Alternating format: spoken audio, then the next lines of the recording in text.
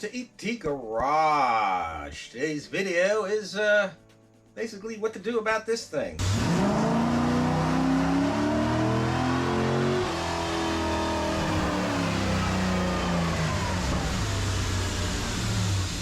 Okay, like I was saying, I still don't know what to do about this engine block. I mean, it's a good block. I'd like to do something with it or sell it. So I got to make up that decision. The one major thing that keeping me from putting the bottom end together is this crankshaft. It needs to be ground and polished. Might be able to get away with just polishing it, but like I said, I don't know what I'm going to do, and I hate to put it all together and then have a rod bearing or main bearing go or something like that. But that's about the only thing holding it up. Another thing I want to do is modify the pistons, and I basically want to add a couple of oil feed holes in the oil ring land, and that will help with oil feedback from the oil land. These pistons, even though it's a Gen 1 small block, are basically like the newer LS pistons, where they've used a real thin ring pack. I think they're 1.5 millimeters and then 2 millimeters maybe, or 1.5. I forgot the ring pack. If anyone knows, or I'll list it up here what the ring pack is. But they're not like the usual Chevy small block. These are thin ring pack like come on the modern LS, and the pistons are basically the same design where they don't really have a very good oil feedback. So I'll add a couple oil holes to that, and then we need to clean up a few things. Like the lifters. I'll probably go ahead and reuse the lifters that came out of my 383. They had about 54,000 miles on them. They're still in good shape. Still quite a few miles on them. So if I do rebuild that bottom end, I'll use these lifters and the cam that came out of that motor, the original Vortec cam, which is very similar to the factory Tuneport cam. If you look up the specs, they're almost identical, I think. They might even be identical. So I'd have to clean these up, clean up the things like the oil pan and all the other stuff that goes with it. If I do it, I'll have to put about $500 into the bottom end. I don't mind doing that if I can find a buyer. Or another option would be if I can get enough people to hit the super thanks, and somewhere down below this video there should be like a super thanks or something like that.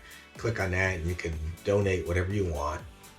If enough people are interested, if I can get 500 people to donate $5 or $1 each, that would cover the cost of that motor, and then I'd give it away. I just randomly pick somebody, anyone who gave me super thanks. I just randomly pick a name, and put their name in a hat and pick them out randomly. That way, if anyone is interested, let me know. If I can get enough people to do that, I'll do that.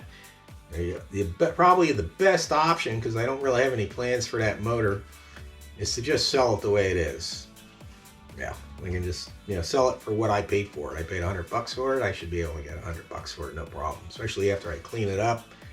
And I could just do that. I could just clean it up, clean out all the oil galleries, put a fresh new set of cam bearings, which I already have in it, and all new plugs and stuff like that, and freeze plugs, and sell it for like $125 or something like that. And then someone would just have to get the crankshaft, decide whether they want to have it, what they want to do to it. I don't like to do that because if they decide to have it bored, then all that stuff's going to come back out again. So it's kind of silly to do that. If I'm going to definitely put the bottom end together, then it's worth it. But let me know what you think down in the comment section, and maybe I'll do that. I mean, other than that, it's a project for now. Who knows? I could just let it sit. I hate to spend like that kind of money on it. Biggest expense is the crankshaft. That's going to be close to $300. $300. The rings, gasket kit, It'll be less than $500. Let's put it. I know that. So, of course, if I could get enough super thanks, I can get like a cheap set of eBay heads, throw that on there, put it all together, ready to go. The only thing it would need would be a flywheel or flex plate, a harmonic balancer, an intake, and a carb distributor if somebody wanted to, put it in a car or something. But like I said, let me know what you think.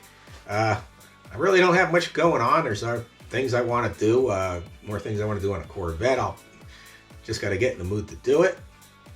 And in the meantime, I want everybody to have a great day, and God bless.